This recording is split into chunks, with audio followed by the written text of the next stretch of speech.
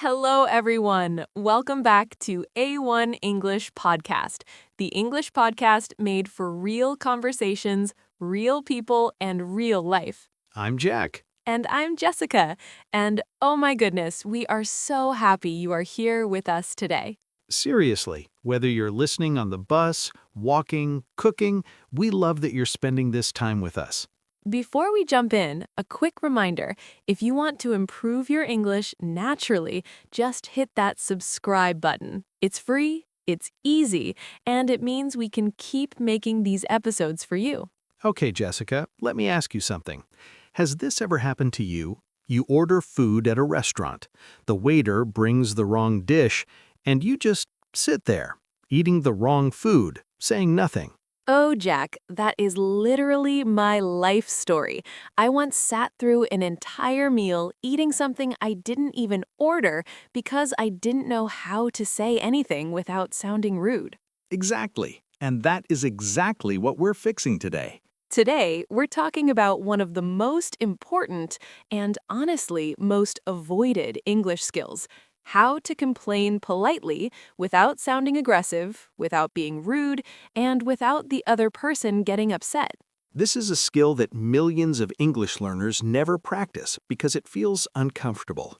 But here's the truth. If you can't complain politely in English, you will lose money, receive bad service, and feel powerless in situations where you absolutely deserve better. So, by the end of this episode, you will have real sentences, real strategies, and real confidence to speak up politely in English. All right, let's make this happen. Let's start easy. Easy, friendly, and practical. That's our promise. Okay, Jessica, so let's talk about why complaining politely is so difficult for English learners. Yes, this is so important to understand first. There are actually three big reasons. Reason number one, learners are afraid of being rude. They think, if I say something, I will sound angry or impolite, so they stay quiet. And I completely understand that fear. In many cultures, complaining is seen as something negative, something rude people do. But in English, especially in British and American culture, politely speaking up about a problem is completely normal. It's actually expected. Reason number two, learners don't know the right vocabulary. They know words like bad and wrong, but they don't know how to soften those words.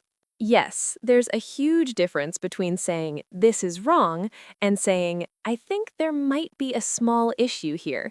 Both mean something is wrong, but one sounds calm and professional. And reason number three, learners feel nervous about the reaction. What if the person gets angry? What if they don't understand me? What if I sound stupid? Jack, tell them what I always say about this. Jessica always says, a polite complaint almost never makes things worse. It almost always makes things better. Because people want to help you when you approach them politely, they become defensive only when they feel attacked. So today, we are going to give you the language to complain without attacking, without aggression, and without stress. Let's go. All right, so the first thing you need to understand is what we call softeners. These are words and phrases that take the sharp edge off a complaint. Imagine complaining is like throwing a ball at someone. Without softeners, you throw it hard, it hits them, they feel attacked. But with softeners, you throw it gently. They catch it, they want to help you. So what are these softeners? Let's go through them. Softener number one, I think there might be an issue. This phrase makes your complaint sound like you're not even completely sure there's a problem. It's humble, it's calm. For example, at a hotel, the room is dirty. Instead of, this room is dirty, you say, excuse me, I think there might be an issue with the room. It doesn't seem to have been cleaned. Did you hear the difference? No anger, no blame. Just a calm, clear statement of the problem. Softener number two, I'm afraid or I'm sorry to say. This one shows that you don't want to cause trouble. You're almost apologizing for complaining. For example, at a restaurant, you ordered a steak, but it came well done when you asked for medium. You say, I'm sorry to say, but I ordered a medium steak. This seems to be well done. Beautiful. Now listen, you're not actually sorry, but saying I'm sorry to say shows emotional intelligence. It shows you understand this is a difficult moment. Softener number 3. Would it be possible to? This turns your complaint into a question. You're not demanding, you're politely asking. For example, on an airplane, someone in front of you has reclined their seat and you have no space. You tap their shoulder and say, "Excuse me, would it be possible to move your seat forward slightly? I'm finding it a little difficult to breathe comfortably." Oh, that's so smooth. You never said, "You're hurting me." You never said, "Move your seat." You just made a gentle, respectful request. Let's quickly review those 3 softeners. Everyone listening, say these after me. Number 1, I think there might be an issue. Number 2, I'm sorry to say, but...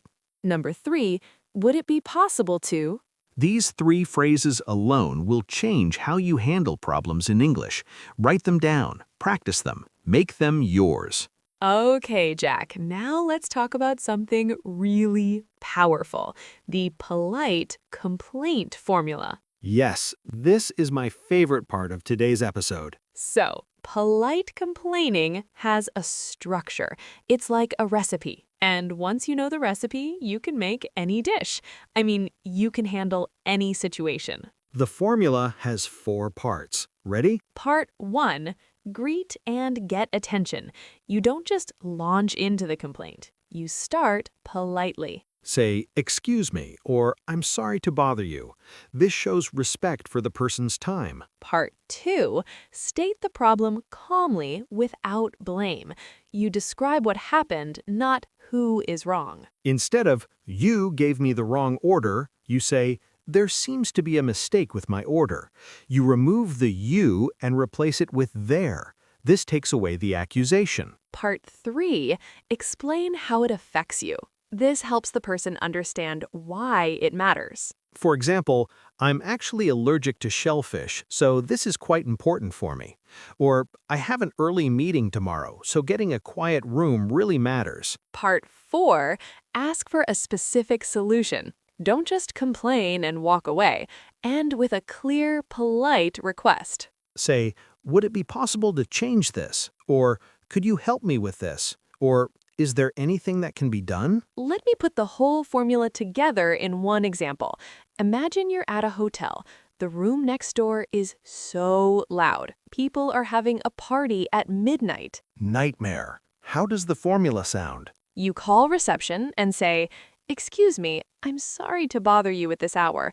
There seems to be quite a lot of noise coming from the room next door. I have an early flight tomorrow morning, so I'm finding it really difficult to sleep. Would it be possible for someone to have a word with them?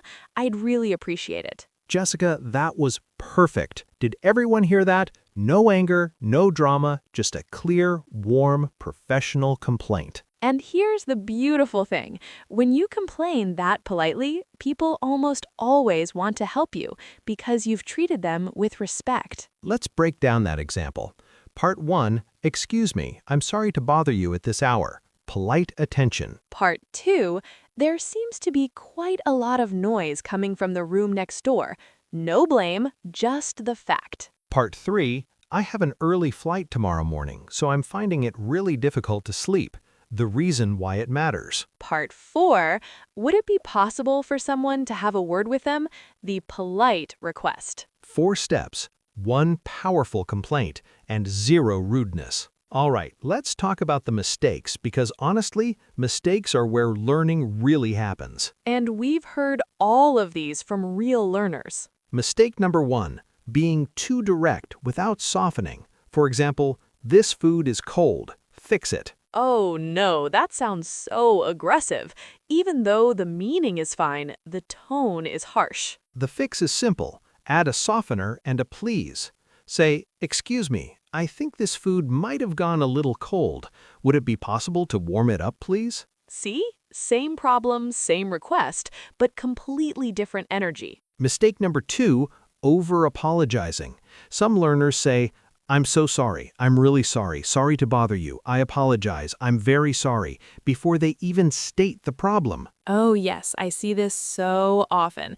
And here's the problem. When you apologize too much, people stop listening to your actual complaint, or they think there's something much worse coming. One polite opener is enough. Excuse me, or I'm sorry to bother you, and then go. State the problem clearly. Mistake number 3, complaining to the wrong person. Some learners feel so nervous that they complain to someone who has no power to help them. For example, if your flight is delayed, a useful phrase is, "Could you tell me who I should speak to about this?" That gets you to the right person fast. Another really helpful phrase is there a manager I could speak with? This is polite, professional, and effective. Mistake number 4, and this is a big one, using you language. You made a mistake. You gave me the wrong thing. You didn't. You language puts people on the defensive immediately. They feel attacked, and when people feel attacked, they stop wanting to help you. Instead, use it language or their language. It seems there was a mistake. There appears to be an issue. It doesn't quite look right to me. Removing the you removes the blame, and removing the blame opens the door for a solution. If you've been making any of these mistakes, don't worry at all. That's literally why we made this episode. Knowing the mistake is already half the solution. The other half is practice, which is exactly what we're doing right now. Okay, this is my absolute favorite section, role play time. Let's put everything we've learned into real situations. We're going to act these out so you can hear what polite complaining sounds like in action. Scenario 1. At a coffee shop. Jack, you're the customer. I'm the barista. Okay. Excuse me, I'm so sorry to bother you. I ordered a latte, but I think this might be a cappuccino. I'm not able to have too much foam because of a milk sensitivity.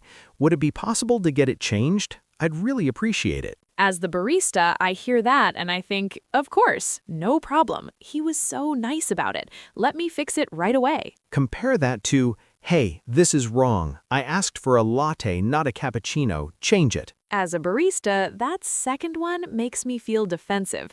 Even though I'd still fix it, the interaction feels uncomfortable. And that's the key lesson. Scenario 2. Online shopping. You received a damaged item. You're writing to customer service. This is what you write. Hello, I hope you're well. I recently received my order, reference number 45231, and I'm afraid the item arrived damaged. The corner of the box is broken, and the product inside appears to be cracked. I love your company, and I'm sure this isn't typical. Would it be possible to arrange a replacement or refund? I'd be very grateful for your help. Notice what Jessica did there. She even added, "I love your company, and I'm sure this isn't typical." That's called building goodwill. You're showing the company you're a loyal customer, not just an angry stranger. And companies love customers who do that. You'll often get better service, faster responses, and sometimes even extra compensation. Scenario 3. With a neighbor. Their music is too loud, repeatedly. This one is tricky because it's personal. You live near this person. You see them regularly. So how do you approach it? You knock and say, "Hi there. I'm really sorry to bother you. I actually feel a little awkward bringing this up, but I've been having trouble sleeping lately because of the music in the evenings. I totally understand you want to enjoy your home. I just wanted to mention it in case you weren't aware. Is there any chance you could turn it down a little after 10? That would mean the world to me." Oh, I love that. In case you weren't aware, that's so clever. It gives the neighbor a way to save face. They can say, "Oh, I had no idea," of course, rather than feeling accused. And that would mean the world to me. Such a warm, human phrase. It shows gratitude before you've even received any help. Everyone listening, try all 3 of these scenarios out loud right now. Pause the podcast if you need to. Repeat after us. The more you say these phrases out loud, the more they'll feel natural. All right, before we wrap up, let's give you your complete toolkit of power phrases. These are ready-to-use sentences for almost any situation. Write these down, save them on your phone, put them somewhere you can find them. To open a complaint, "Excuse me, I'm sorry to bother you, but," or "I don't want to cause any trouble, but," or "I wonder if you could help me with something." To describe the problem, there seems to be an issue with, or I think there might be a small mistake, or it appears that, or I'm afraid this isn't quite what I ordered, expected, or asked for. To ask for a solution, "Would it be possible to," or "Is there anything you can do?" or "Could you help me with this?" or "I'd really appreciate your help." To escalate politely, I completely understand this might not be your area. Is there a manager I could speak with? Or, I hate to push this further, but could I get this in writing, please? And to end positively, "Thank you so much, I really appreciate your help," or "I'm so grateful you sorted this out," or "I knew you'd understand, thank you." These phrases, these are your superpower. When you master them, you become someone who can handle any difficult situation in English with grace and confidence. All right, let's do a quick recap of everything we covered today. First, we talked about why polite complaining is difficult: fear of being rude, lack of vocabulary, and nervousness about reactions. Then we learned 3 powerful softeners. "I think there might be," "I'm sorry to say, but," and "Would it be possible to?" We learned the 4-part polite complaint formula: greet politely, state the problem without blame, explain how it affects you, and ask for a solution. We talked about common mistakes, being too direct, over-apologizing, complaining to the wrong person, and using you language. We practiced real scenarios at a coffee shop, through online shopping, and with a neighbor. And finally, we gave you a full toolkit of power phrases you can use right away. Now listen, I want to say something important to you. I know that speaking up feels scary sometimes. I know that in your first language, you might be confident and funny and strong, and in English, it can feel like you lose some of that. But here's what we believe. Your English is not your limit. Your English is your growing edge, and every single phrase you practice today makes you stronger tomorrow. So the next time something is wrong, speak up, politely, confidently, in English. You deserve good service. You deserve to be heard. And now you have the words to make that happen. If this episode helped you, please hit that like button. It takes 1 second, but it means the world to us, and it helps more people find the show. And subscribe to A1 English Podcast if you haven't already. We upload new episodes every single day to help you grow your English naturally, confidently, and joyfully. Thank you so much for being here with us today. Keep practicing, keep improving, and remember, confidence in English is built one conversation at a time. We'll see you in the next episode. Bye, everyone. See you soon.